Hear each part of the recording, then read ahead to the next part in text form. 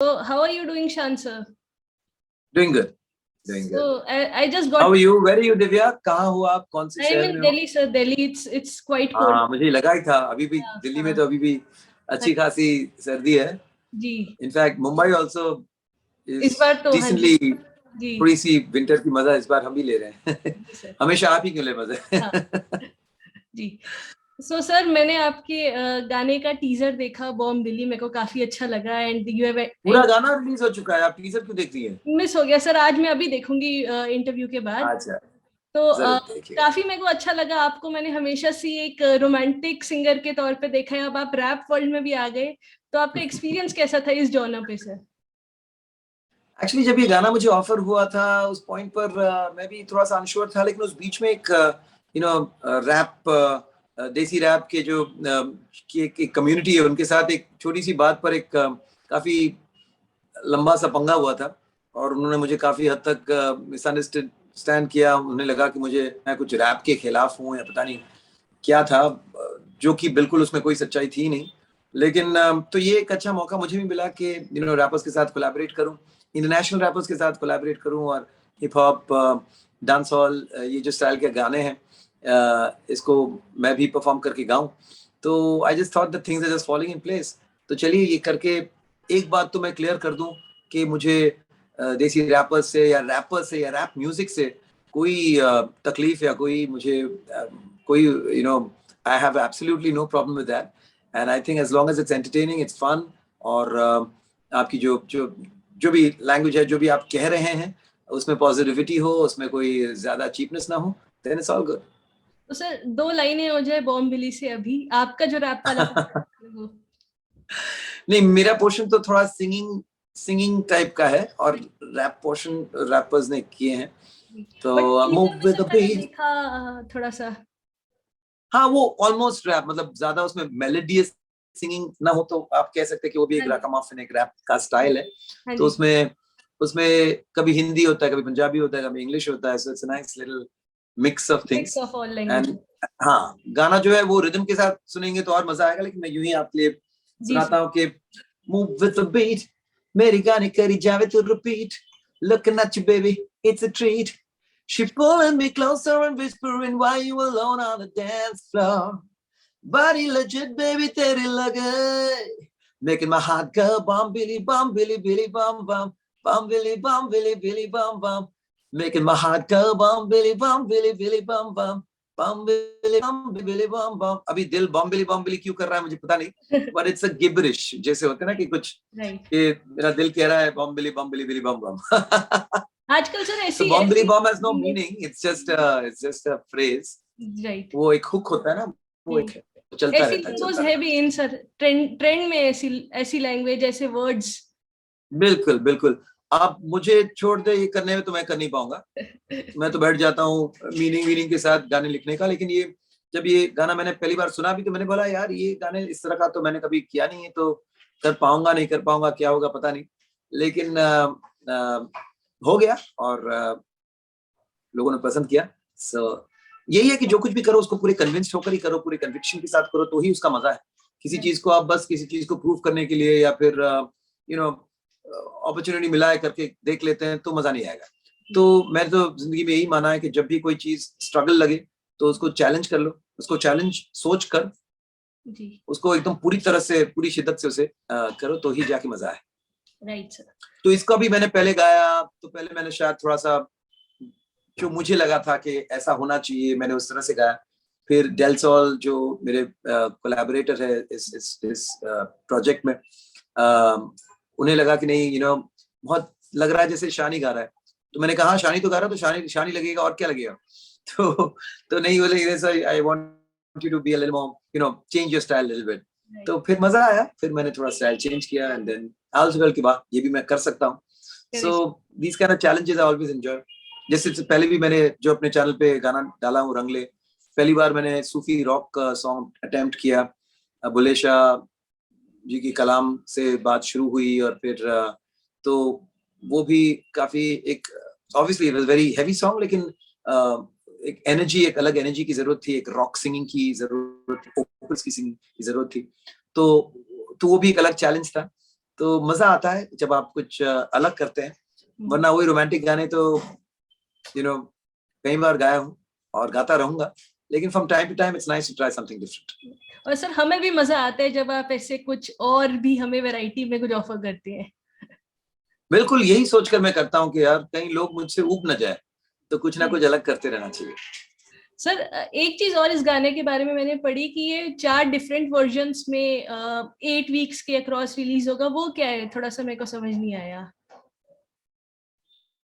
हाँ, ये एक्चुअली गाना जो है तो गाना वही है, बॉम्बिली है, लेकिन इसमें जो रैप पोर्शंस हैं वो अलग अलग, 4 अलग अलग रैपर्स, एक दिल्ली की ही लड़की है जिन्होंने रैप किया है, फिर एक अर्जेंटीनियन रैपर है, फिर एक अमेरिका बेस्ड रैपर है, स्पेनिश रैपर, तो काफी ऐसे अलग अलग काफियों ने अपने अपने जो वो 16 बार्स थे बहुतों से करवाया, और फिर we chose the best 4 and put them out.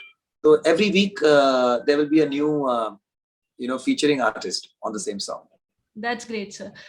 Sir also जैसे आज हम एक ट्रेंड देखते हैं आजकल की वेब सीरीज में उतनी प्लेबैक या मूवीज में उतनी प्लेबैक का ट्रेंड नहीं है ना, वो लोकेशंस और वो कॉस्ट्यूम्स वगैरह वैसे गाने नहीं होते, और उसकी जगह हमें ऐसे सिंगल ट्रैक्स या यूट्यूब पे चीजें ज्यादा मिलती हैं। तो उसका उस पे आप क्या कहना चाहेंगे कि आपको क्या लगता है कि बैलेंस होना चाहिए या एक ट्रेंड की तरफ हम अच्छा है कि बढ़ रहे हैं?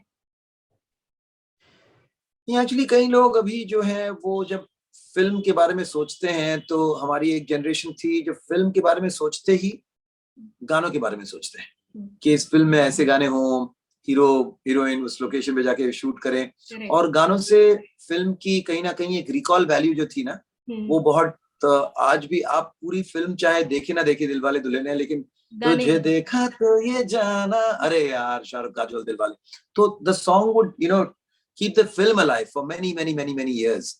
But again, when you're making realistic cinema, जैसे OTTs में या आजकल जो young directors हैं, they want to make very realistic cinemas, तो वहाँ गाने तो रखेंगे, लेकिन बैकग्राउंड में होते हैं गाने, या फिर मोन्टाज गाने होते हैं कि गाने के साथ 3-4 साल निकल गए, या स्टोरी को उस तरह से बढ़ाते हैं जहाँ लिपसिंक नहीं करते। तो उसमें क्या हो जाता है कि गाने पर आपका ध्यान उतना नहीं जाता जितने कि उन सीन्स पर जाते हैं। और साथ साथ गाने भी आजकल ये जिसके नाम क्वर्की के नाम पे या कुछ अलग के नाम पे ऐसे गाने बनते हैं जिनकी लॉन्जेविटी नहीं है, आवाजें ऐसी अजीब अजीब ले लेते हैं कि सुनकर समझ नहीं आता कि गाना भी है या फिर ये बस कोई कुछ मस्ती कर रहा है।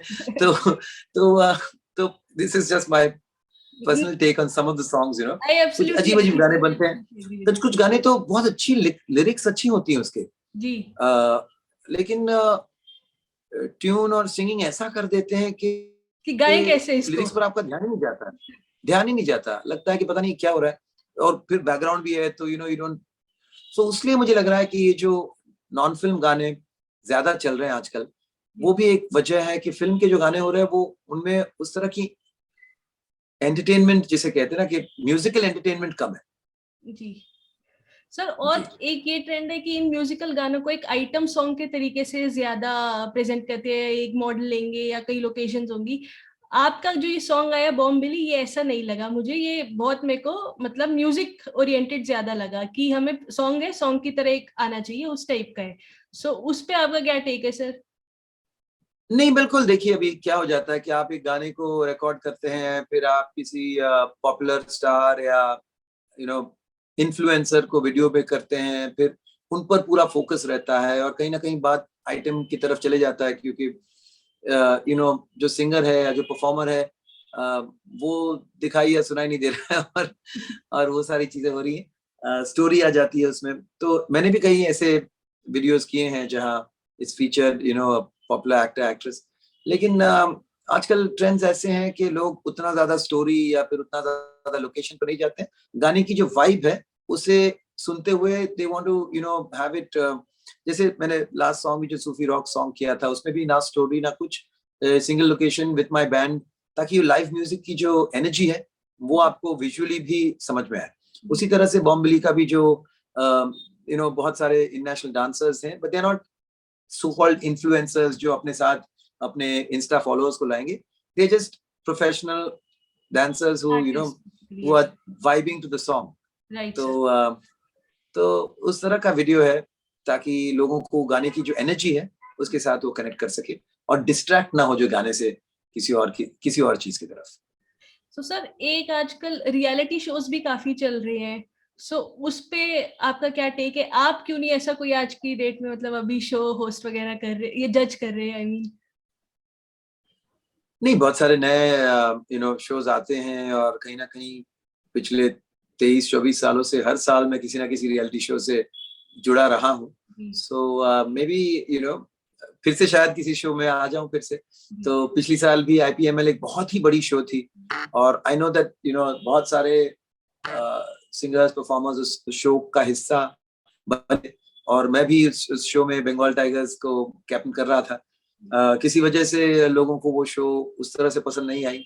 शायद लोगों को एक आदत हो जाती है जिन शोज से, तो चाहे वो शोज रेपिटेटिव भी हो, वही सिंगर्स हों जो पिछली कई बार से आ चुके हैं, फिर भी ट्रायल एंड टेस्टेड फॉर्मूला है जो लोग पसंद करते हैं। तो कुछ नया करने में ये रिस्क तो हमेशा रहता है। तो उस वजह से वो शो चली नहीं और इस साल अब शुरू हुआ है, देखते हैं आगे आगे क्या होता है। सर तो फिलहाल लास्ट सारेगामा पा में मैं 2018 में जब थी तो मैं उस शो में था। इस बार नहीं हूँ, लेकिन शो को जरूर देखता हूँ, एंजॉय करता हूँ और बहुत मेरे चहीते आवाजें हैं जिन्हें मैंने कभी किसी जमाने में मेंटोर किया या ट्रेन किया या जज किया। They are all in this show again, so I am enjoying watching them. Sir एक इमोशनल क्वेश्चन बहुत हाई रहता है इन शोज का, या तो जजेस की तरफ से या कोई ऐसी स्टोरी डाल के, वो कितना ऑर्गेनिक होते हैं मतलब, या वो सिर्फ TRP के लिए ज्यादा पुश किया जाता है? नहीं, कहीं ना कहीं कुछ हद तक सच्चाई तो होती है उस स्टोरी में, फिर उस स्टोरी को इमोशनली और कुरेदना ताकि लोगों को यू नो एक इमोशनल कनेक्ट बने, ये चीज तो ये चीज तो होती है, रेपिटेटिव चीज होती है कि बार बार उस दुखती रख पे, या फिर अगर कोई कॉमेडी स्टोरी है किसी की, अगर किसी की कोई अटपटी सी एंगल है, उस चीज को बार बार हिट करना, I think it's television and ये उसलिए ही हो रहा है क्योंकि इससे लोग जुड़ रहे हैं, TRPs आ रही हैं, तो कहीं ना कहीं यू नो जो श्रोता हैं, जो देख रहे हैं, जो दर्शक है, they are responsible for the kind of programming. और अगर वो बहुत इंटेलिजेंट या सोफिस्टिकेटेड प्रोग्रामिंग पसंद करते हैं तो शायद उस तरह की प्रोग्रामिंग होती। लेकिन अगर उनको इमोशनल या फिर ये थोड़ी सी लाइट ह्यूमर से जुड़कर चीजें पसंद है, तो फिर उसके लिए यही हो रहा है। सर कुछ दिनों पहले मैंने आपका एक वीडियो देखा था, वो शायद किसी आपके लाइव सेशन से आया था, उसमें था सोशल मीडिया ट्रोलिंग के ऊपर, कि कुछ लोग अजीब चीजें लिख रहे थे आपके लाइव सेशन में। तो सर ऐसी ऐसी चीजों से आप नए आर्टिस्ट को क्या बोलेंगे कि दूर रहें, या मतलब कैसे अपने आप को उन चीजों से अवॉइड ना होने दें, मतलब वो चीजें आपको इफेक्ट ना करे बेसिकली? नहीं, हर चीज को आपको देखिए, जिंदगी है तो आपको जीना है और जिंदगी में आपको हमेशा सही सही अच्छी अच्छी बस वाहवाही मिलेगी, इसकी कोई गारंटी तो है नहीं। तो जो भी चीजें हैं उसका कहीं ना कहीं एक पॉजिटिव आपको देखना है कि लोग क्यों कह रहे हैं, उनके पीछे उनका क्या मनोवृत्ति है, वो कहाँ से हैं, उनकी क्या सोच है। कुछ हद तक आप कोशिश करेंगे कि उनकी सोच को आप बदलें। कुछ हद तक अगर आपको लग रहा है कि कोई गलत गुमराह टाइप के ट्रैक पे चले गए हैं तो आप कोशिश करेंगे, लेकिन आप बस उतना ही कर सकते हैं। आप समझाना बहुत मुश्किल है, समझना बहुत आसान है। तो मैंने तो यही देखा है कि समझाने से बेहतर है कि मैं समझ लूं। और कहीं ना कहीं ये जो ट्रोलिंग हुई थी, किसी एक कम्युनिटी को लगा था कि मुझे रैप म्यूजिक से कुछ तकलीफ है, तो अब मैं ये बॉम्बेली गाना किया हूँ जिसमें एक नहीं, दो नहीं, तीन नहीं, 4 रैपर्स इसमें शामिल हैं और मैं उनके साथ कोलैबोरेट कर रहा हूँ। और तो यही कहना चाहता हूँ कि मैं रैप के खिलाफ या रैप के विरुद्ध ना था और ना हूँ और ना रहूंगा। मेरे मेरे बेटे सुहम, मेरे बड़े बेटे, वो खुद R&B रैप आर्टिस्ट के साथ काम कर रहे हैं, he is producing their music. तो how can I have such double standards? तो वो जो भी मिसअंडरस्टैंडिंग थी, जो भी लोग पता नहीं किस वजह से मुझे गालियां देना पसंद किए, तो good luck to them and but I have absolutely no nothing against any genre, not rap, not R&B, not anything, everything is good. There's only good and bad. Her genre अच्छा है, उस जॉनर में आप अच्छा काम करें तो सही है, अगर उसमें आप इडियोटिक काम करेंगे तो वो वो आपका चॉइस है, मैं क्या कर सकता हूँ। जी सर। सर अब मैं आपसे रिक्वेस्ट करूंगी, मेरे पास 4 गाने आपके, बेसिकली आपको 2-2 लाइनें गानी है और उनके बारे में एक ऐसी स्टोरी बतानी है जो हमें नहीं पता, एक बैकग्राउंड स्टोरी उन गानों की, ठीक है सर? बैकग्राउंड में कभी मेरी बीवी नजर आ रही है, कभी मेरा बेटा नजर आ रहा है, तो चलिए बैकग्राउंड की स्टोरी भी बता दूंगा आपको। सर सबसे पहले चांद सिफारिश से हम स्टार्ट करते हैं। 2 लाइनें सर आपको गानी और कोई स्टोरी। चांद सिफारिश जो करता हमारी, देता वो तुमको बता, शर्मो हया के पर्दे गिरा के करनी है हमको खता, जिद है अब तो है खुद को मिटाना, होना है तुझ में फना। तो इस गाने से मुझे बहुत बहुत प्यार मिला, लोगों का बहुत अवार्ड्स मिले, और इस गाने को I think it's one of my most easily one of my most popular songs. Story ये है कि जब मैं गाना गा रहा था, पहली बार मैं आमिर खान के लिए गाना गा रहा था, और जब भी मैं आमिर खान के बारे में सोचता हूँ, कोई गाना गाता हूँ, तो मेरे आवाज से उदित जी की आवाज निकलती है, क्योंकि इतने सालों से उदित जी ने उनके लिए गाए हैं। तो शुरू में जब चांद सिफारिश जो करता हमारी, ऐसा फील आ रहा था। और तो जतन जी, ललित जी कंपोजर्स थे, कुणाल कोहली जी बोले भाई ऐसा ही गाना था तो फिर हम उदित जी को ओरिजिनल को बुलाते ना, डुप्लीकेट का क्या काम है, तुम प्लीज। मैं बोला नहीं, मैं कोशिश नहीं कर रहा हूँ, हो रहा है, मैं क्या करूं, जब भी आमिर खान को सोच रहा हूँ तो ऐसी आवाज आ रही है, तो मैं क्या करूं। तो बोले कुछ करो लेकिन ये मत करो।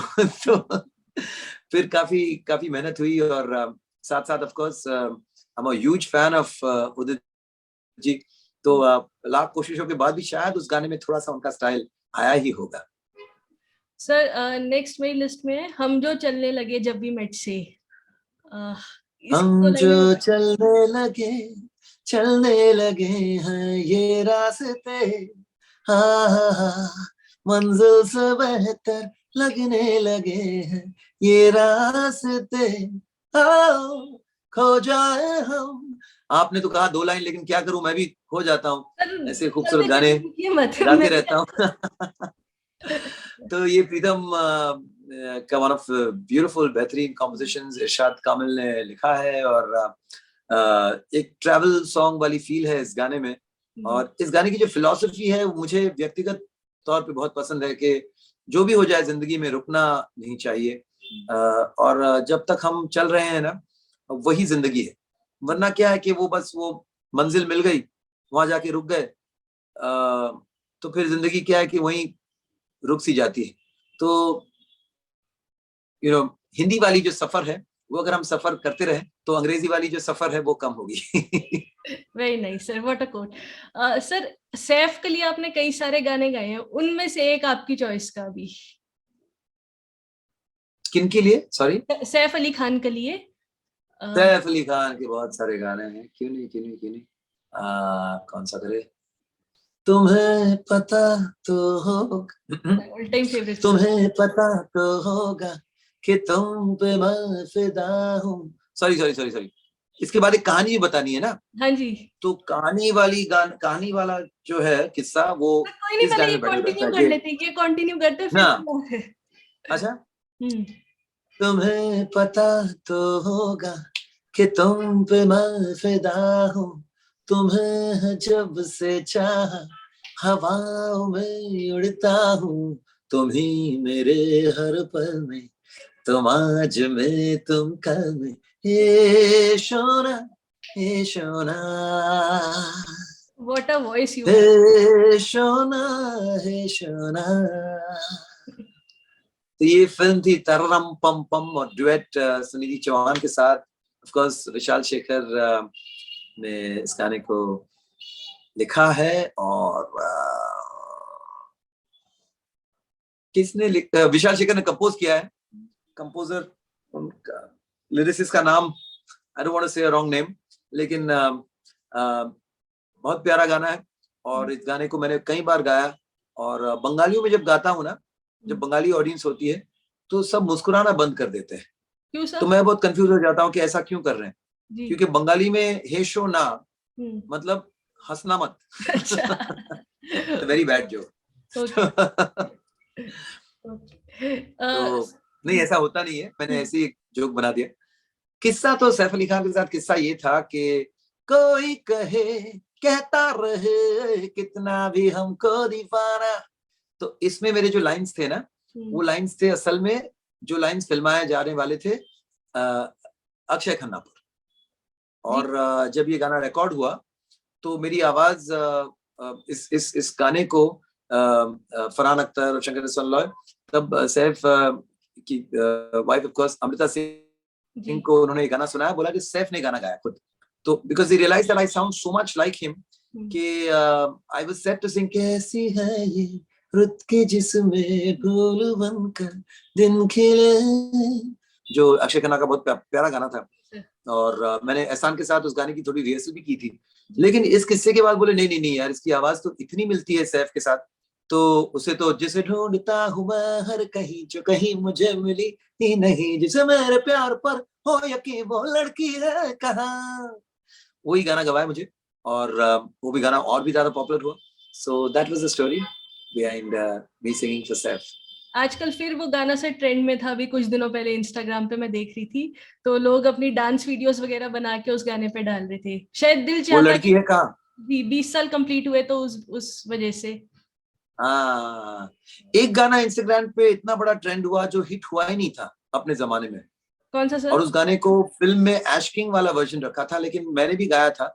और पता नहीं कैसे ये कमाल का चमत्कार हुआ कि इंस्टाग्राम रील्स पर इट्स इजीली द हाईएस्ट 1.6 या 1.7 मिलियन रील्स बने हैं इस पर।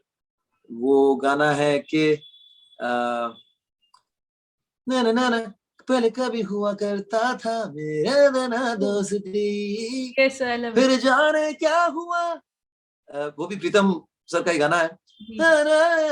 यकीन ना ना ना दिल मेरा अब मेरी सुनता नहीं, कहीं ये तेरे दिल से तो छुप छुप के मिलता नहीं, नहीं ये मेरे दिल से यूं यूं निकलता नहीं।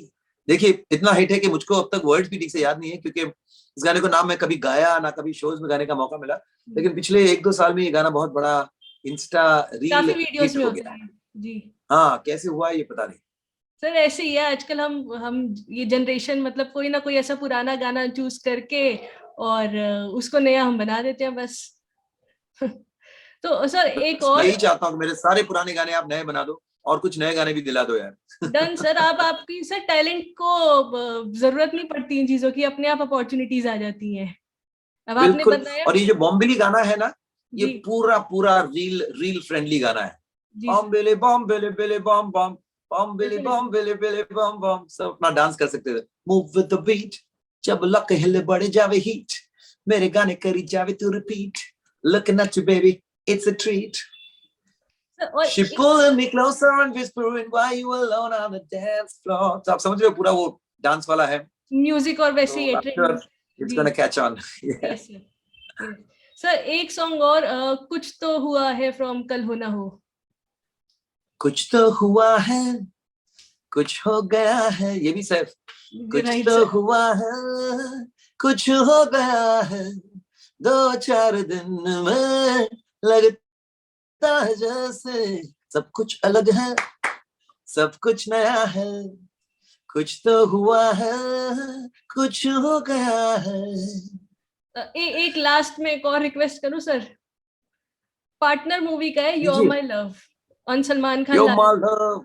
my love, Johnny John, you're my love, hey, my love, Johnny John, you're my love। अरे देखा मैंने देखा जब से तुझको देखा, कुछ भी ना सोचा ना समझा, दिल दे दिया वे, यो गया रे हो गया, तुझसे ही प्यार रे हो गया रे हो गया, दीवाना यार, you're my love, Johnny John, you're my love। Sir back story भी स्टोरी इसका ये है कि इसका बैक स्टोरी क्या है कुछ सलमान कि खान जब भी मैं सलमान खान सर के लिए गाता हूँ तो थोड़ा सा एक अलग एटीट्यूड, थोड़ा सा पुशअप वुशअप करके करता हूँ ताकि थोड़ा हैवी वेट लगे गाना। कम और पाए। साजिद वाजिद मेरे बहुत ही करीबी दोस्त है और उनके साथ जब भी गाता हूँ तो बैक स्टोरीज में इतनी मस्तियां होती हैं कि वो मैं आपके साथ क्या शेयर करूं। इस गाने में मेरे साथ of course duet song Shweta Pandit, और बहुत मजा आया इस गाने को करते हुए, गाते हुए, और मजाक मस्ती पे कब वो हो गया गाना मुझे पता भी नहीं चला। ये You're My Love part earl और वाजिद मिलकर उन्होंने ये पार्ट किया और मैंने अपना पार्ट किया, और तौबा मेरी तौबा तेरा नखरा कमाल है। तो मजा आ गया गाते गाते, और बहुत पुरानी बात है इसलिए सॉरी यार, कुछ इतना बैक स्टोरी तो याद नहीं आ रहा है, पर एक यही है कि साजिद वाजिद के साथ जब भी काम किया हूँ तो बहुत दिल से काम तो होता था, लेकिन बहुत मस्तियों में भी काम होता था। ठीक है सर, थैंक यू जी। So I wish you all the best for Bomb Billy again, and I hope this would do great on YouTube with numbers and on Instagram and everywhere and Spotify and Thank you. आप भी reel बनाओ उस पर। Definitely sir, definitely. Shawl को घुमा के bomb बिली bomb बिली बिली bomb.